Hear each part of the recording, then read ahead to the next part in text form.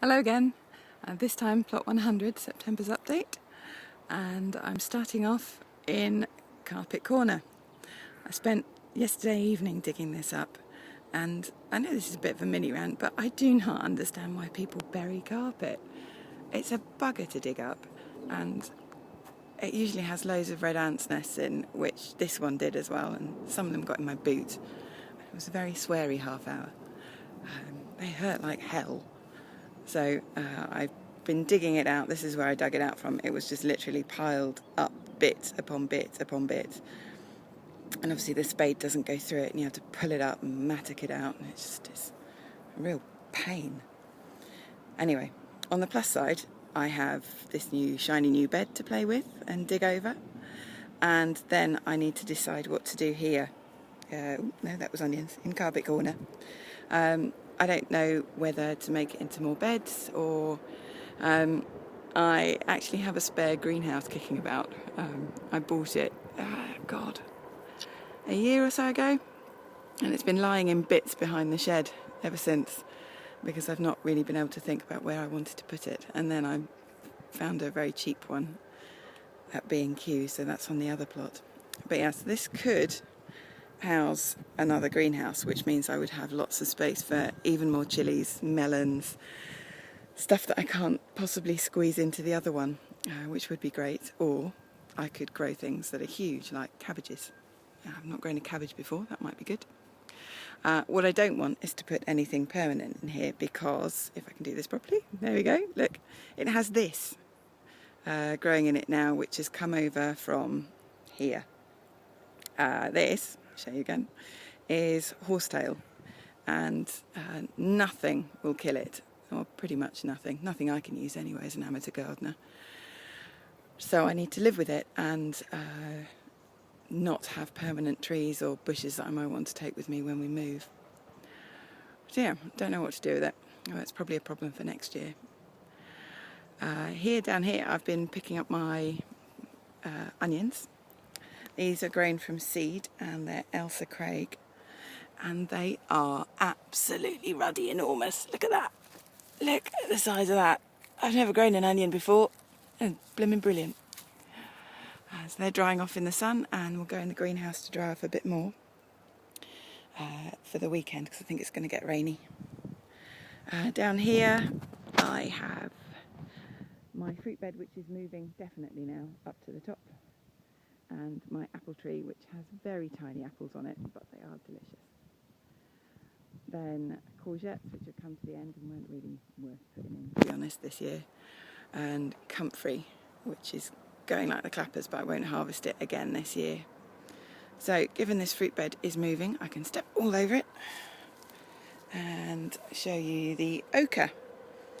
And that is a South American plant, and you harvest the tubers in January, but you can also eat the leaves, which look like clover and taste a bit like sorrel. They're lovely. Very nice. Very, very lemony. Very lemony. What I meant to show you was over here. I don't know if you can see it now. I've moved away too far. But that is my neighbour's tomato bed, and it is covered, absolutely covered in blight. And poor thing has got black and twisted tomato stems covered in spores, which is a sod. We get blight up here quite often. But the one thing it is good for this year is testing out this. This is my crimson crush plant, and as you can see, it doesn't have more than a touch of blight on it, and it's still going through. Crimson crush is supposed to be completely blight proof, so this is a very good test, but so far it seems to be doing really, really well. And the tomatoes are pretty tasty too. I'm going to take side shoots from them and see if I can't overwinter the plants, because I'm cheap and I don't want to buy them next year. Then here is some winter veg. I have my smallest leeks in the world, but as I was reminded, small leeks are better than no leeks, and I might get something from those. And some beetroot that Katie and I planted just a couple of weeks ago from modules.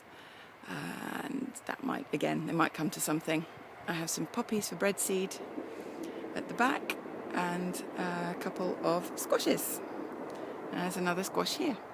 They are small sugar squashes, which hopefully will be very tasty. I've not had them before. Then over here, this is more winter veg, and I have two kinds of kale. What are they? Cavolo Nero and Shetland kale. Shetland kale leaves are huge, and what I didn't know before I planted them is that they are a heading kale, but they only head up in the second year. And unfortunately, there's no way they can stay there for 2 years. I want to use the bed for something else. So I might have to try that again. But they're very tasty as they are. Really, really nice. And the leaves are massive. And then I have Swedes and turnips. I pulled up one of the turnips yesterday. I think I put a photo on the blog. I haven't grown them before. I didn't know how quickly they grew. And it was literally the size of a child's head. God knows what we're going to do with it. Here are some Cherokee Trail of Tears beans, which I'm growing for stews, so I don't eat them when they're young. And then Tromba de Albenga squash, which look very amusing, but they haven't got nearly as big as I thought they would. So hopefully they will taste a bit like butternuts, because I don't have any of those. I'll come back to that bed. But here is more winter stuff. I have some spare kale and some purple sprouting broccoli, some kohlrabi in there somewhere, but they were sown as seeds, so they'll be tiny.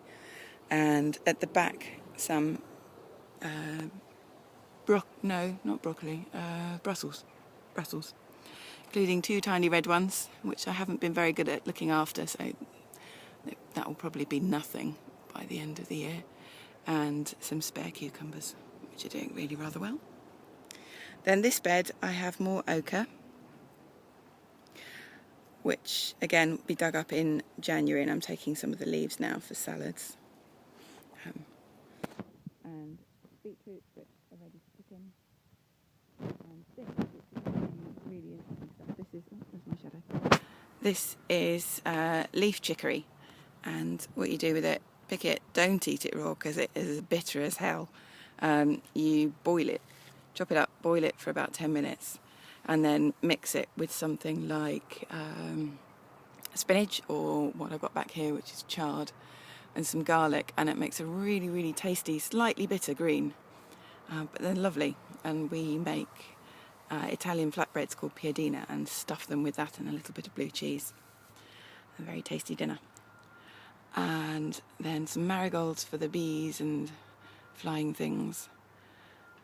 And my gooseberry hedge, these are the gooseberries that were very, very old, been transplanted from Mum's garden, and are going like the clappers. I really hope I'm going to get a good harvest from them next year, but they're doing very well. And there are lots and lots of branches to take cuttings from. So that's that.